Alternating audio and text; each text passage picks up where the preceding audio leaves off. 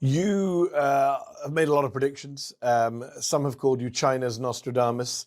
How would you respond to those who say, sure, you guessed that Trump would win in 2024 and he'd go to war with Iran, but that wasn't based on geopolitical insights or game theory.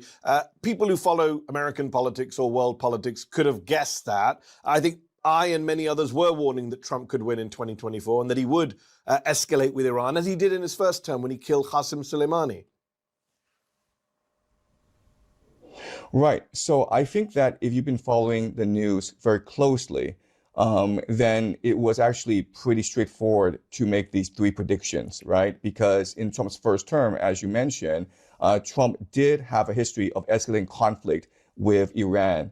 The biggest escalation was when Trump ordered the assassination of Qasem Soleimani. And quite frankly, America and Iran should have gone to war during that time. But because of the escalation efforts on both sides, we prevented World War III during that time. But Trump was under tremendous pressure from his allies and from his donors to start a conflict in the Middle East. So if Trump had won a second term, then he would have started the conflict. I was pretty confident that he would start the conflict if he had won in 2020. But fortunately, he lost. And so now the question then was, what is the likelihood that he would get a second term? Would he win in 2024? And then as I watched the news, it seemed pretty obvious to me that the Democrats were hopeless, that they were not delivering on the promises, that there were a lot of issues. For example, what was happening in Gaza, the war in Ukraine, that was making American voters disillusioned with the Democratic establishment. And so I thought that Trump would have a very good chance of winning in 2024. And if he won in 2024, then I think there's a very strong likelihood that he would attack Iran. And so all three predictions have panned out. Just on your predictions, I just want to be clear here. Nikki Haley was key to your prediction about Iran. You said Trump would pick her as his running mate, and as vice president, she would pressure Trump into war with Iran. She's a notorious hawk. But he didn't pick her. And his current vice president, J.D. Vance, is widely seen as a skeptic of this war. So you admit you got that wrong? Yes, absolutely. So I was thinking of what Trump's electoral strategy would be in 2024. And I think that if he picked Nikki Haley, this would be a tremendous boost to his campaign, because Nikki Haley would be very popular among neocons in Washington, D.C. She would also be very popular among suburban white women. That was key to Biden's victory in 2020. So I made the prediction that he would pick Nikki Haley. But at the same time, I was not completely sure about it because I also felt that J.D. Vance also had a good opportunity to be selected. And I also said during my lecture, making the prediction that Nikki Haley would be his running mate, that depending on whether or not he picked Nikki Haley or J.D. Vance, this would determine how we can foresee or understand Trump's second term. And so if he had picked Nikki Haley, then he would have been he would have been fully committed into the neocon project of regime change throughout the Middle East, of supporting Israel, of establishing American imperial power throughout the world. He didn't pick Nikki Haley. Instead, he picked the complete opposite, who is J.D. Vance, who is America first, who has always been skeptical of American imperial overreach. But not only that, but he also picked Tulsi Gabbard to be his director of national intelligence. And so these are the two major skeptics of this war in the Middle East. And what I will say about picking these two individuals is that it shows that Trump has an off-ramp strategy, where if this war goes sideways and the American public is up in arms and he's losing in the polls, then Trump may decide to pivot back to America first and have J.D. Vance and Tulsi Gabbard elevated in the administration over individuals such as Marco Rubio and Peter Hegseth. Yes. So that, yeah. I suspect he will blame Pete Hegseth if all of this goes sideways, as it is. Where does China fall into all of this? You're a Chinese Canadian. You're based in Beijing. China clearly stands to gain from a failed U.S. war with Iran. How much of your views are reflective of China's views, the Chinese government's views, the CCP's views? Right. So the official Chinese Communist Party line is that China is committed to global peace and to global trade that benefits all.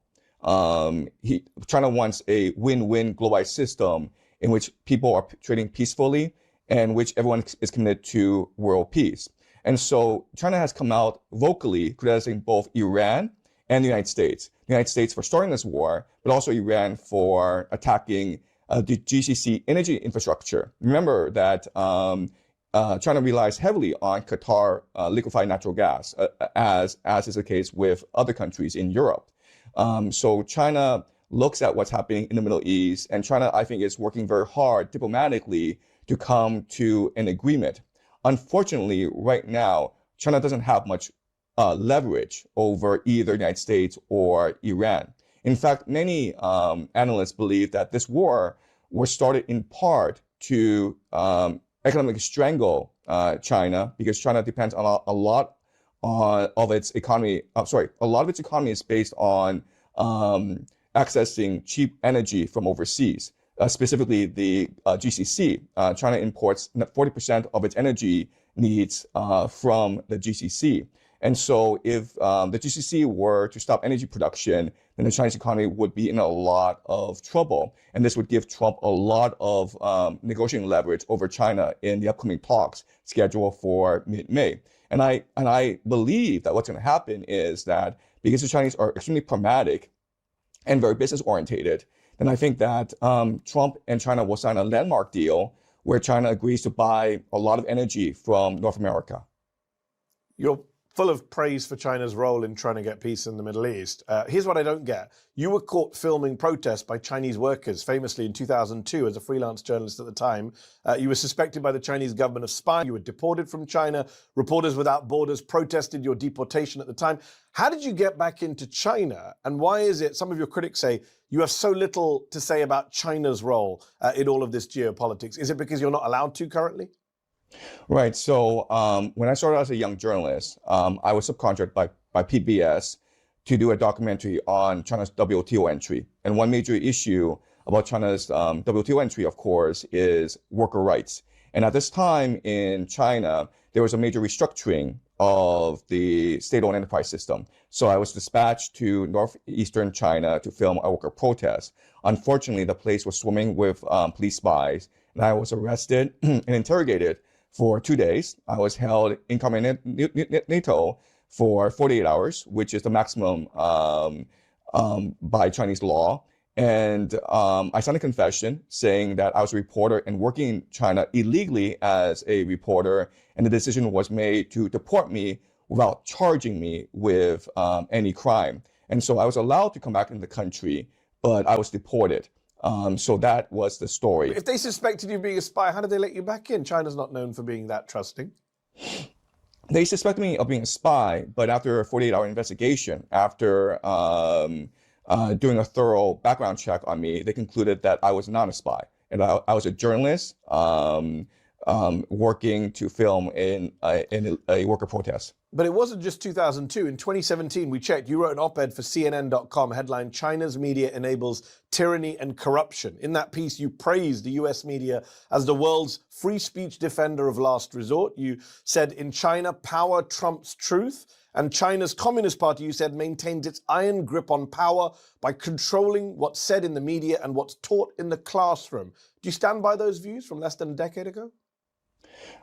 So in 2017, when I was asked by CNN to write an op-ed, I did stand by those views at that time because, like everyone else, in 2016, when Donald Trump won the election, I thought this would be very bad for American democracy because he was clearly not a believer in free speech. Yes. He called the news media fake news. And so I wrote the op-ed for American audience saying, like, the greatest treasure, the greatest wealth of America is the First Amendment, the right to speak whatever you want. And I contrast that with China, where you're not allowed to say whatever you want, where you are very much monitored by the government. Even today, I do not have a Chinese online media presence.